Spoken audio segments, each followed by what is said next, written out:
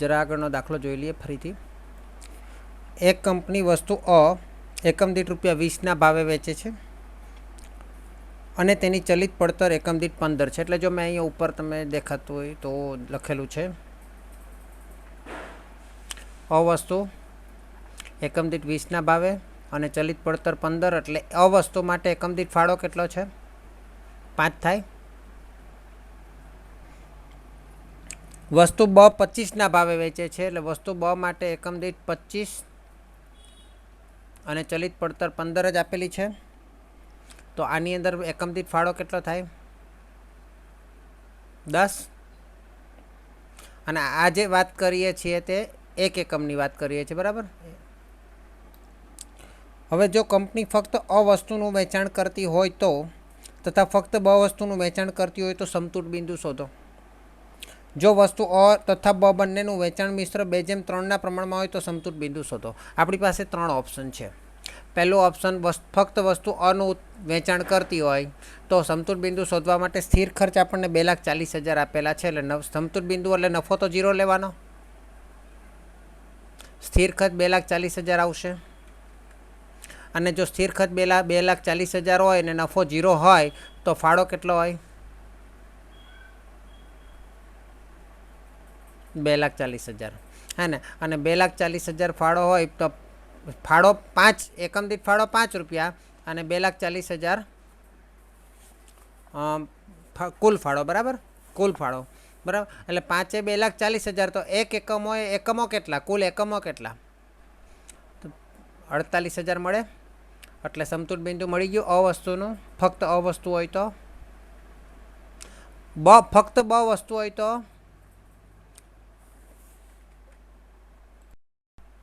ફક્ત બ વસ્તુ હોય તો એમાં પણ 2,40,000 આપણે નફો જોઈતો જ નથી, સમતૂર બિંદુ શોધવું છે, એટલે ફાળો પણ 2,40,000. પણ એકમ દીઠ 10 એ ફાળો 2,40,000, તો એક એકમ હોય કુલ એકમો કેટલા? એટલે 24,000 મળશે.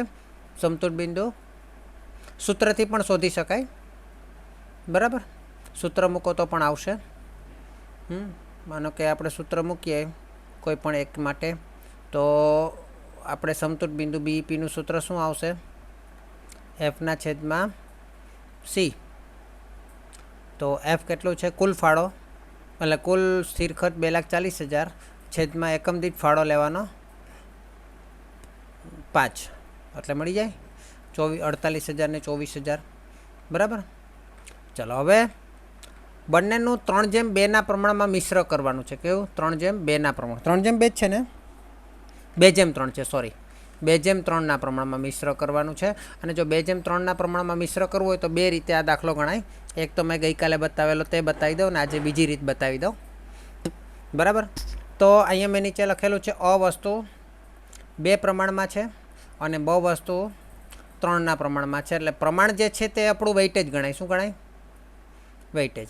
હવે એના એકમ દીઠ ફાળા સાથે ગુણાકાર કરીએ તો 5 દુ 10 રૂપિયા થશે અને 10 તરી 30 રૂપિયા થશે. એટલે 30 ને 10, ઓકે, 30 ને 10 કુલ ફાળો, એટલે કુલ આપણો ફાળો કેટલો થઈ જશે? 40. અને એકમ કુલ એકમ આપણા પ્રમાણ કેટલું થઈ જશે એકમોનું? 5. તો આને આપણે કહીશું ફાળો ખરા, બરાબર. પણ કેવો? એકમ દીઠ ફાળો ખરા, પણ સરેરાશ એકમ દીઠ ફાળો, કારણ કે આપણે એવરેજ લાવ્યા. શું લાવ્યા? સરેરાશ. ખરેખર એક એકમની અહીંયા ફાળો 5 છે, અહીંયા 10 છે, પણ આપણે સરેરાશ કેટલું લાવ્યા? તો કે 40/5. 40/5 એટલે સરેરાશ ફાળો કેટલો મળ્યો આપણને આ મિશ્રણ માટે? 8 રૂપિયા મળ્યો. આ સરેરાશ ફાળો 8 રૂપિયા છે. હવે 8 રૂપિયા સરેરાશ ફાળો જોઈએ છે આપણે. આમાં પણ તમે સૂત્ર મૂકી શકો, બીઈપી બરાબર એફના છેદમાં, એટલે કે કુલ સ્થિર ખર્ચાના છેદમાં એકમ દીઠ ફાળો. કુલ સ્થિર ખર્ચા 2,40,000. પણ અહીંયા એકમ દીઠ ફાળો નહીં, પણ સરેરાશ એકમ દીઠ ફાળો લખવું પડે, ગુજરાતીમાં લખીએ તો. એટલે 8 આવે અને 8 વડે ભાગાકાર કરો એટલે 30,000 તમારો આવી જાય મિશ્ર માટે સમતૂર બિંદુ, બરાબર. Break even point. પણ આ બ્રેક ઇવન પોઈન્ટ જે મળેલો છે 30,000, પણ ફક્ત અ માટે. હવે આની અંદર પણ આપણે ડિસ્ટ્રીબ્યુટ કરવું હોય તો અ અને બનું પ્રમાણ કેટલું છે? 2:3 છે. તો અના એકમો કેટલા થયા? 12,000 અને બના એકમો કેટલા થશે? 30,000 ને 2/3 વેચીએ એટલે 18,000. હવે આ જે એકમ દીઠ ફાળો મેં ગઈકાલે જે મેથડથી મેં કરાવેલો, હવે અત્યારે થોડું બીજી રીત ટ્રાય કરીએ. હે ને, આ પેલું ડબલ્યુવાળું સરેરાશ કાઢ્યું ને આપણે ગઈકાલે, બીજી રીતે કરવું હોય તો પણ કરાય. એની અંદર તમારે છે ને આજે આપણે ગણતરી કરીએ છીએ ને,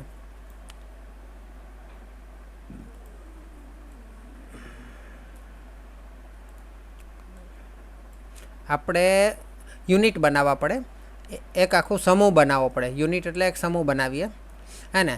જે આ પેદાશ મિશ્ર જ છે, પણ પેદાશ મિશ્રની અંદર આપણે આ જે ફાળો જે છે ને, એ ફાળા માટે આપણે ગણતરી કરીએ તો 2/3ની વાત કીધેલી છે, બરાબર. 2/3ની વાત કીધેલી છે ને, એને આપણે ટોટલ સાથે ગુણી કાઢ્યું ને 5 અને 10 સાથે, અને પછી 40 આવ્યા. એ 40 કુલ ફાળો આપણે ગણી લઈએ. પણ એક 40 એટલે શું? તો કે આપણે એની અંદર 2 એકમો આના અને 3 એકમો આના, 5 એકમોનો એક યુનિટ બનશે. શું બનશે? 5 એકમનો એક યુનિટ બનશે. એ એક એકમ નથી, એ 5 એકમનો એક યુનિટ છે. શું છે? એક યુનિટ. હવે એક યુનિટ અને આપણો કુલ ફાળો કેટલો થાય છે? 40. તો અહીંયા આપણે કુલ ફાળો રાખી દઈએ 40, હે ને. આખા યુનિટ માટેનો ફાળો છે, એક યુનિટ માટેનો ફાળો, બરાબર. અને આપણી કુલ રકમ છે 2,40,000. તો 2,40,000 ભાગ્યા 40 કરો એટલે આપણને કુલ કેટલા યુનિટ બનાવવા તે મળશે. કેટલા યુનિટ બનશે? 6,000 યુનિટ. એટલે 6,000 યુનિટ આપણા બનશે. હવે એ 6,000 યુનિટની અંદર ઓના કેટલા એકમો છે? 2. અને બના કેટલા એકમો છે? 3. એટલે 6,000 યુનિટની અંદર ઓના 2 એકમો, એટલે 6,000 ગુણ્યા 2 કરો, 12,000 આવી ગયા. અને 6,000 ગુણ્યા 3 કરો, 18,000 આવી ગયા. અને આપણું કુલ સમતુલ બિંદુ 18 ને 12 30,000 આવી ગયું.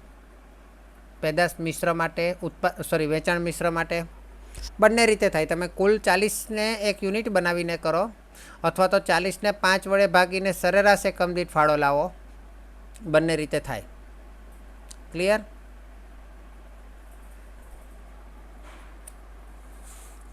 બોલો, હવે આગળ વધીએ ઉદાહરણ નંબર 21 માટે.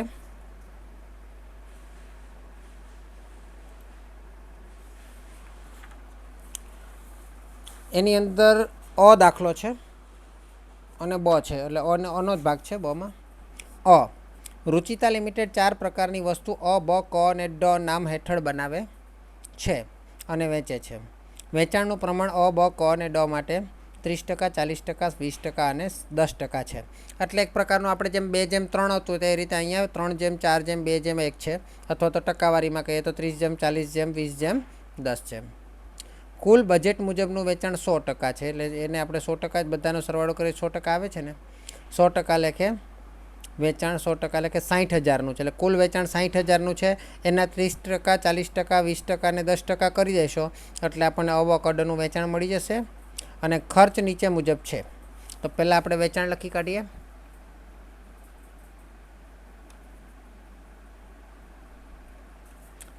રેડ કરી દો.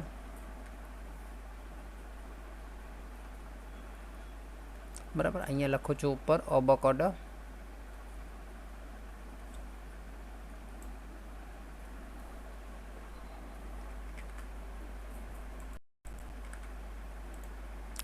હવે અબકડ લખી દઈએ. હવે અ માટે કુલ વેચાણ કેટલું છે? 60,000નું. એટલે ટકા કેટલા છે? 30%. 30, 40, 20 અને 10. એટલે ઉપર ટકા લખી દઉં. 30%, 40%, 20% અને 10%. આ વેચાણ મિશ્ર છે. તો 60,000 કુલ વેચાણ છે. તો 60,000ના ટકા કરીએ તો 60,000ના 30%, 6 તરી 18,000, 6 ચોક 24,000, 6 દુ 12,000 અને 6 એકુ 6,000. બરાબર. ડ પ્રકારની વસ્તુનું 6,000નું વેચાણ થવાનું છે. અ પ્રકારની વસ્તુનું 18,000નું વેચાણ થવાનું છે. બરાબર છે. પછી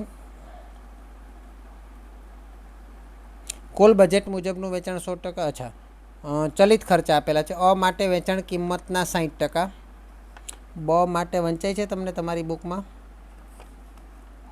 કેટલા છે બ માટે? 65 છે.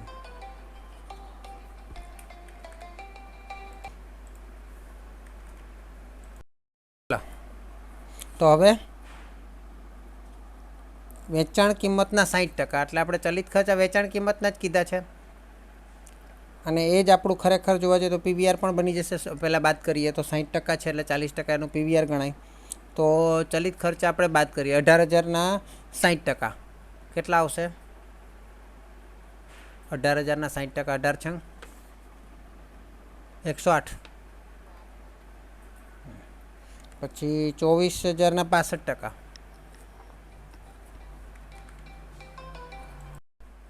ચાલો, તો 24,000ના 65% કેટલા થયા? 15,600. અને 12,000ના 75%, એ તો 9,000 આવશે. અને 40%, 6 ચોક 2400 આવશે. ઓકે, ચલો ચલિત ખર્ચા બાદ કરીએ તો આપણને ફાળો મળશે કુલ. તો 18,000માંથી 10,800 જાય તો 9,200. અરે 7,200. હા, 7,200. પછી 9,000. પછી 3,000. અને 3,600. ચલો, હવે આપણે છે ને સ્થિર ખર્ચ બધામાંથી સેપરેટલી બાદ કાઢવાનો કંઈ જરૂર નથી. આપણે કુલ સમતુલ બિંદુનું કામ છે. અને બધી આપણને દરેક વસ્તુ માટે નથી કીધું, બધી વસ્તુ માટે એકંદર સમતુલ બિંદુ શોધો. બધી વસ્તુ માટે એટલે બધાનો સરવાળો કરવાનો. એટલે આપણે બધાનો સરવાળો ખાલી ફાળા ન કરવાનો, તો કુલ ફાળો. કુલ ફાળો કેટલો થાય છે? 7200 પ્લસ 9,000 પ્લસ 3,000 પ્લસ 3,600.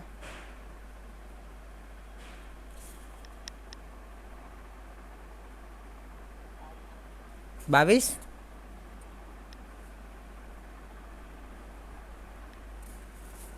એક મિનિટે, અહીંયા 15,000 છે. 24,000ના 65%, 600 છે ને? ઓકે, હા, એટલે પછી પેલો આન્સર નથી આવતો. ઓકે, બાદ કરો હવે. 8,400. ઓકે, 8,400. અને હવે સરવાળો કરો. 22,200. હવે સ્થિર ખર્ચા બાદ કરીએ. કુલ કેટલા આપેલા છે?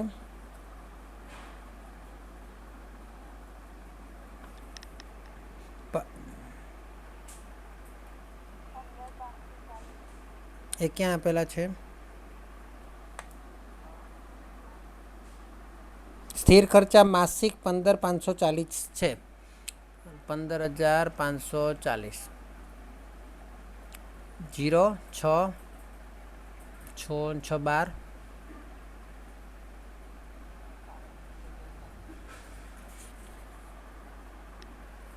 સરવાળો કરો છો તમે? સ્થિર ખર્ચ તો ફાળામાંથી બાદ કરવાનો ને.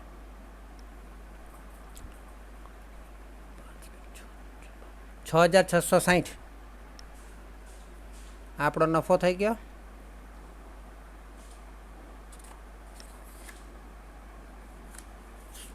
બરાબર.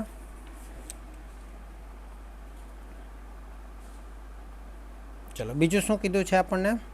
પતી ગયું ને? હા, બીજું શું કહે છે? પાછળ બ આપેલું છે. વેચાણ મિશ્રણની નીચે મુજબ બદલવાની દરખાસ્ત છે, જ્યારે કુલ વેચાણ માસિક 60,000 જ રાખવાનું છે. નવું સમતુલ બિંદુ શોધો અને સમતુલ બિંદુની નવી સપાટીએ લાવવા માટે જવાબદાર પરિબળો જણાવો. હવે જવાબદાર પરિબળો શોધવા માટે પહેલાં જૂનું સમતુલ બિંદુ શોધવું પડે. જૂનું સમતુલ બિંદુ એટલે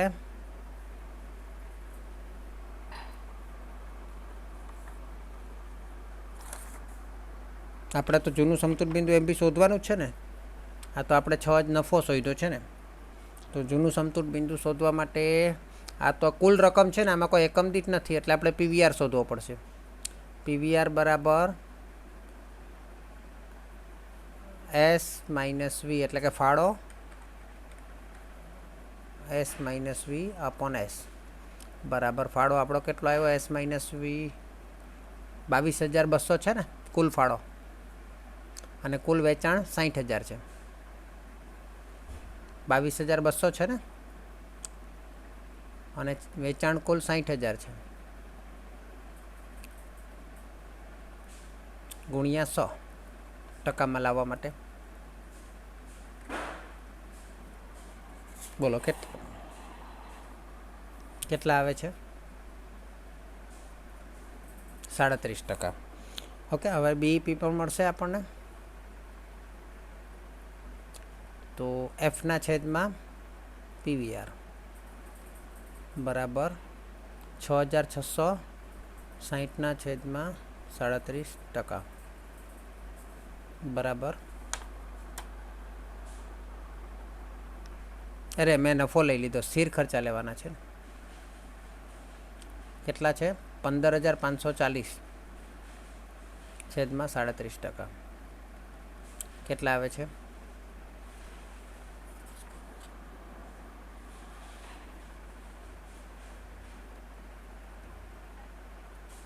અવાજ કપાય છે બધાને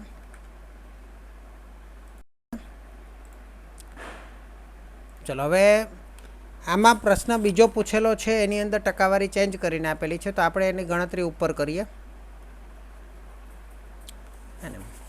ચલો અ બ ક ડ ચેન્જ થઈ ગયું શું થાય છે અ બ ક અને ડ કેટલા ટકા છે 25 45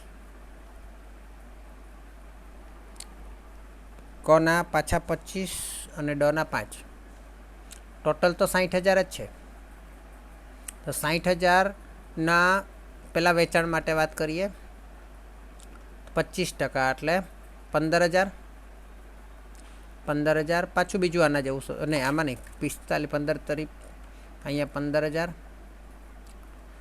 60ના 45% કેટલા આવશે 60ના 45% 27,000 અને બાકીના 60ના 5% 3,000 માઇનસ ચલિત તો આપણને ટકાવારી પહેલાંમાં આપેલી છે ને 60% 65% 75% અને 40% તો 15,000ના 60% 9,000 27,000ના 65% બોલો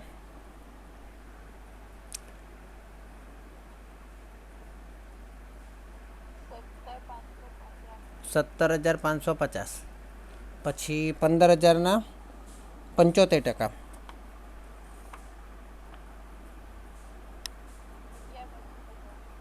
11,250 અને 3,000ના 40% 1,200 ચલો હવે આપણને શું મળશે ફાળો તો ફાળો શોધીએ 15માંથી 9 જાય તો 6,000 પછી આમાં કેટલા આવશે 9,450 પછી આમાં 3,750 પછી આમાં 1,800 અને એ બધાનો કુલ સરવાળો કરવો જોઈએ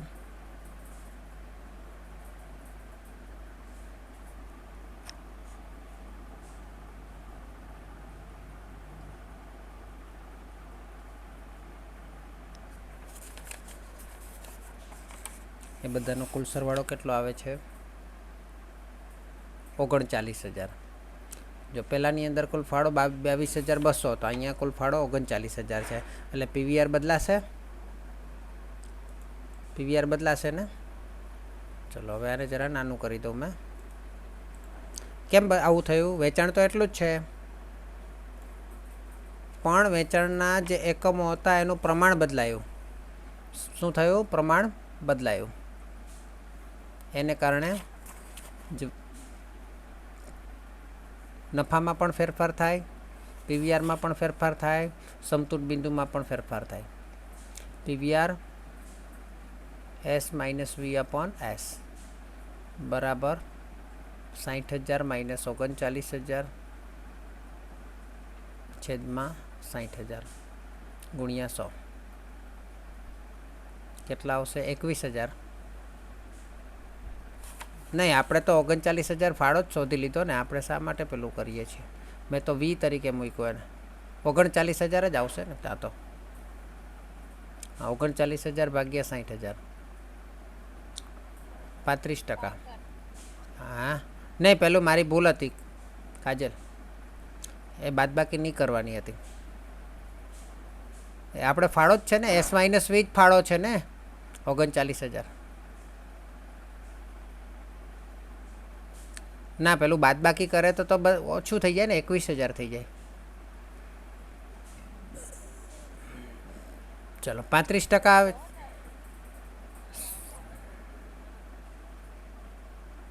ફાળો કેટલો છે? તમે 39,000 કોનો સરવાળો લખાવ્યો મને? પડતરનો લખાવ્યો. તો અચ્છા, તો પછી બરાબર જ છે. અહીંયા 60,000 જ લખી દઉં. બરાબર. પછી આવે પણ પેલું લખી દઉં ને મેં 21,000. મેં તો ત્યાં આ રકમ લખી દીધી. મેં તમને આ ફાળાનો સરવાળો પૂછેલો ને, તો મને એમ કે એ જ તમે બોલ્યા હશો એમ. ઓકે, એટલે 35% આવી ગયા ને. ઓકે, પીવીઆર 35% આવે તો બીઈપી ચેન્જ થઈ જશે ને. તો કેટલો છે આ વખતે ફાળો? 21,000 ને આમાં 35% કેટલા આવે છે કોમન રૂપિયામાં? 7 5 7 તરી 21 3 તરી 9 કેટલા આવે છે?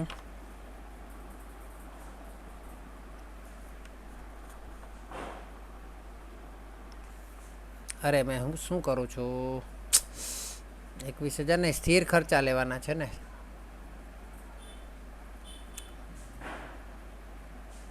હા, હવે બોલો કેટલા આવે છે? 44,400. ઓકે, ચલો હવે અહીંયા આપણે નફો બી શોધવાનો રહી ગયો. તો આમાંથી સ્થિર ખર્ચ બાદ કરીએ 15,540. તો નફો કેટલો આવશે 21,000માંથી?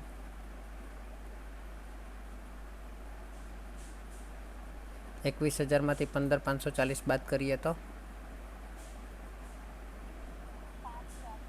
5,460 આપણો નફો થશે. બરાબર ને રૂપિયામાં? તો નફામાં જુઓ તમે, 6,660ની જગ્યાએ 5,460 થયો, એટલે નફામાં ઘટાડો થયો. બીઈપીમાં શું થયું? સમતૂર બિંદુમાં વધારો થયો. આ સમતૂર બિંદુમાં વધારો થયોનો અર્થ શું થયો?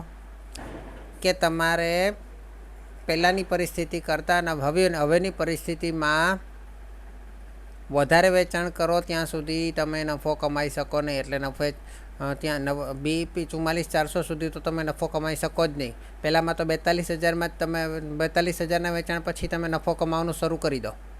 આમાં તો 44,400 સુધીના વેચાણ સુધી નફો નહીં મળે, પછી તમારે નફો કમાવાનું શરૂ થાય. સમજ પડી? એટલે જ નફો ઘટી ગયો. એમ બીઈપી વધ્યું એટલે નફો ઘટ્યો. ક્લિયર? ચલો હવે આગળ વધીએ.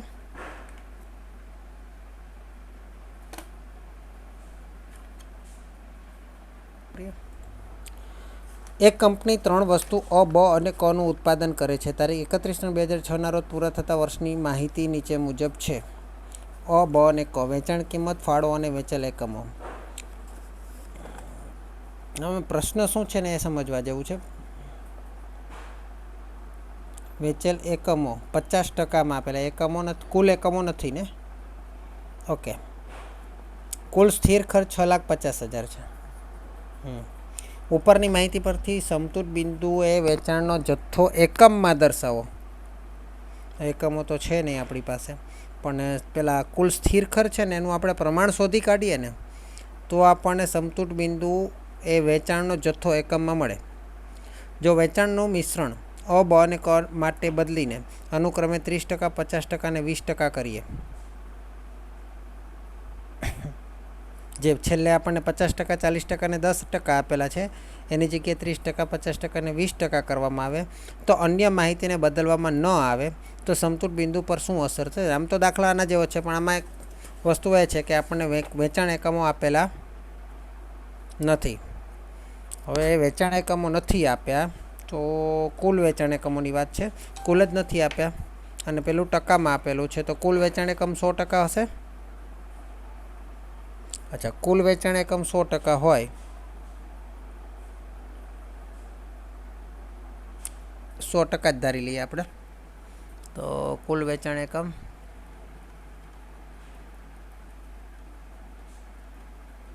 100%. હવે વેચેલ એકમો 50%, 40% અને 10%, એટલે વેચેલ એકમો એટલે વેચાણ જ લખી દઈએ. એકમોની વાત છે તો 100%ના 50, 50% આપણે નામ આપવું પડશે ને, અ, બ ને ક. અ, બ ને ક. થોડુંક જગ્યા બ ને ક. 50%, 40% અને 10%.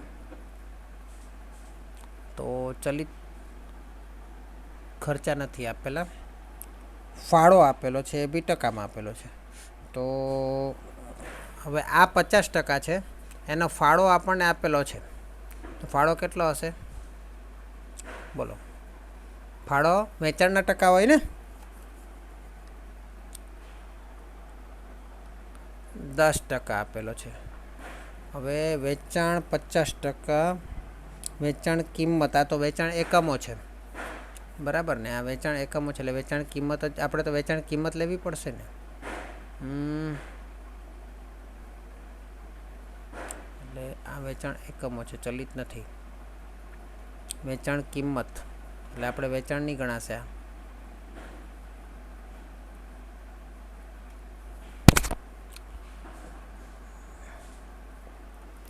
વેચાણ કિંમત એક એકમની આપેલી છે તો આપણે એકમ દીઠ તો મળશે ને કંઈક, અને ફાળો એના 10%, એટલે 1000ના 10% ફાળો કેટલો આવશે? 100. પછી 750 વેચાણ કિંમત અને 20% ફાળો. 750ના 20% 150. અને કમાં 500 વેચાણ કિંમત છે અને એનો ફાળો 40%, 200. ચાલો હવે કુલ સ્થિર ખર્ચા આપણને આપેલા છે 6,50,000. હવે આ ફાળો 10%, વેચાણ કિંમત આપેલી છે, વેચેલ એકમો 100 છે.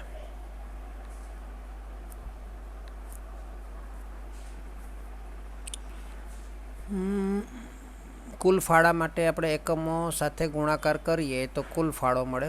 આ તો એકમ દીઠ ફાળો હતો, માનો કે કુલ ફાળાની વાત કરીએ તો આ 100 ફાળો છે અને એકમો 50 છે, એટલે કુલ ફાળો કેટલો થશે? 100 ગુણ્યા 50, 5000 કુલ ફાળો. અહીંયા 150 ગુણ્યા 40, આ એકમ દીઠ હતો 6000. અને આ 200 ગુણ્યા 10, 10,000. અને કુલ ફાળો ટોટલ બધાનો અબકોનો મિશ્ર મળીને સંયુક્ત ફાળો 6, 10 ને 15 ને 21, 21,000. 200 ગુણ્યા 10 કેટલા આવ્યા? 2000 આવે ને, મારી ભૂલ થઈ જાય છે બહુ. 6 ને 5, 11, 12, 13,000 કુલ ફાળો આપણે ગણીએ, જો 100 રૂપિયા 100 એકમો હોય તો, હે ને. હવે આ કુલ ફાળો એટલે શું થયું ખબર? આપણે પેલું યુનિટ આપણે ગણતા હતા ને, આ WC થયું, આ ફાળો સી, આ WC. અને સી જે છે W કયો ગણાશે?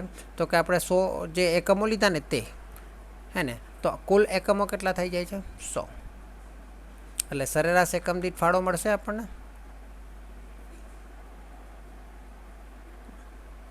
સરેરાશ એકમ દીઠ ફાળો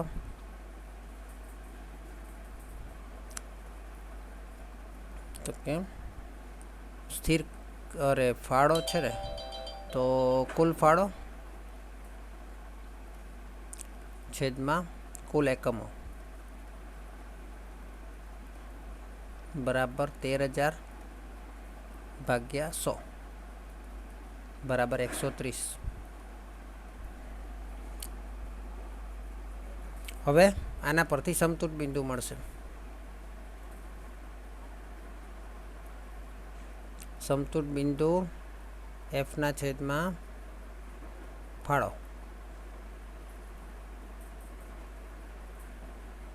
સ્થિર ખર્ચ કેટલા હતા પ્રશ્નમાં? 6,50,000. અને એકમ દીઠ ફાળો, સરેરાશ એકમ દીઠ ફાળો 130. કેટલા આવશે? 5,000. આ આપણને સમતુટ બિંદુના એકમો મળી ગયા, કારણ કે આપણે એકમ દીઠ ફાળાવાળું સૂત્ર મૂક્યું ને. 100 ધારીને આપણે લાવેલા, પણ ભલે 100 ધારીને લાવેલા, પણ અંતે તો એકમ દીઠ મળી ગયું એને. આ 5,000 એકમો થઈ ગયા.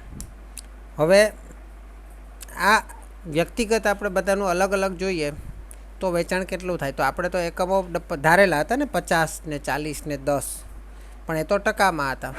અને સમતુટ બિંદુની વેચાણની વાત કરીએ તો સમતુટ બિંદુ 100% બરાબર 5,000 એકમો છે. બરાબર. તો ઓના સમતુટ બિંદુના એકમો કેટલા હશે? ઓના 50%, એટલે 5,000ના 50% કેટલા આવશે?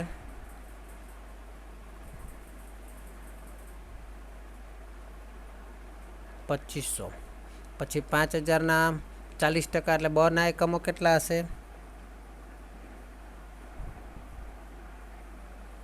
2,000. અને 5,000ના 10%, એટલે કોના એકમો કેટલા હશે? 500. હવે આ તો એકમો છે ને, પહેલાં તો ટકાવારીમાં એકમો ધારેલા આપણે. આ તો સમતુટ બિંદુના એકમો છે, બીઈપી વાળા એના. હવે એના વેચાણ કિંમત સાથે ગુણીએ તો વેચાણ મળે વ્યક્તિગત. તો 2,500 ગુણ્યા 1,000, 1,000 વેચાણ કિંમત છે ને એની, તો કેટલા આવશે?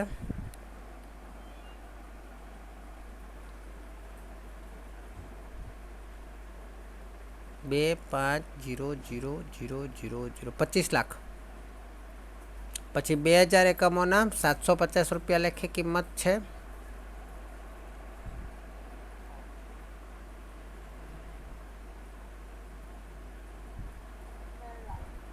15 લાખ. અને 500 એકમોના 500 રૂપિયા લેખે 2,50,000.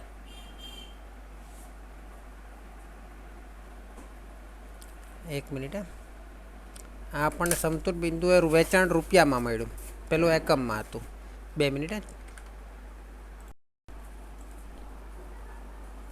ચાલો, શું કહે છે? સમતુટ બિંદુ પર શું અસર થશે?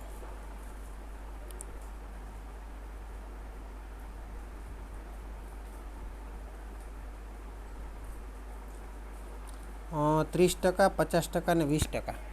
હવે આપણને આમ સમતુટ બિંદુ તો મળેલું કેટલું? એકમો 5,000 એકમો મળ્યા. હવે આપણે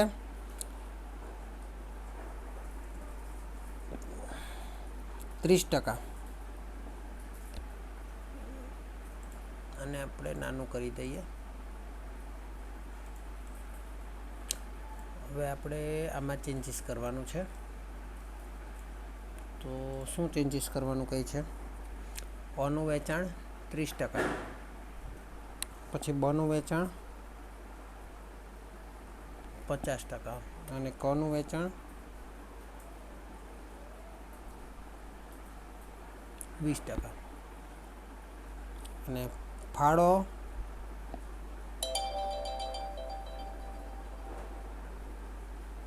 કેટલો છે આપણે શોધેલો ને? ફાળો એકમ દીઠ ફાળો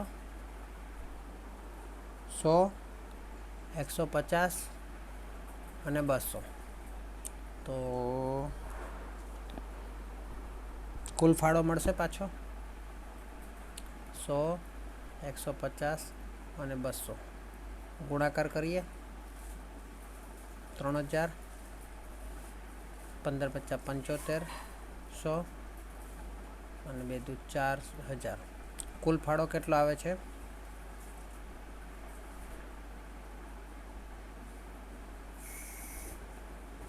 14,500.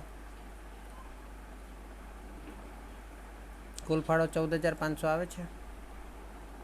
હા, હવે એને પહેલાં કુલ એકમો આપણે કેટલા ધારેલા? 100. તો 14,500 ને 100 વડે ભાગાકાર કરો.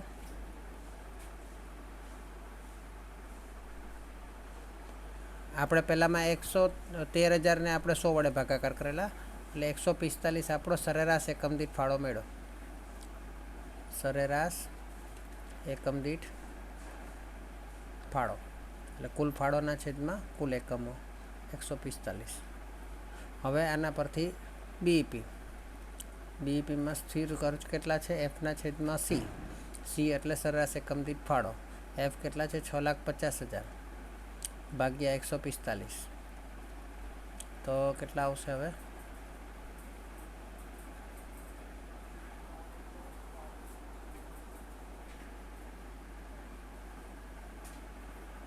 $82.82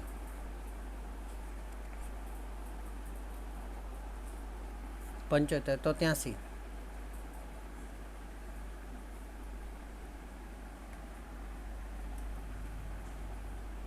ઓકે.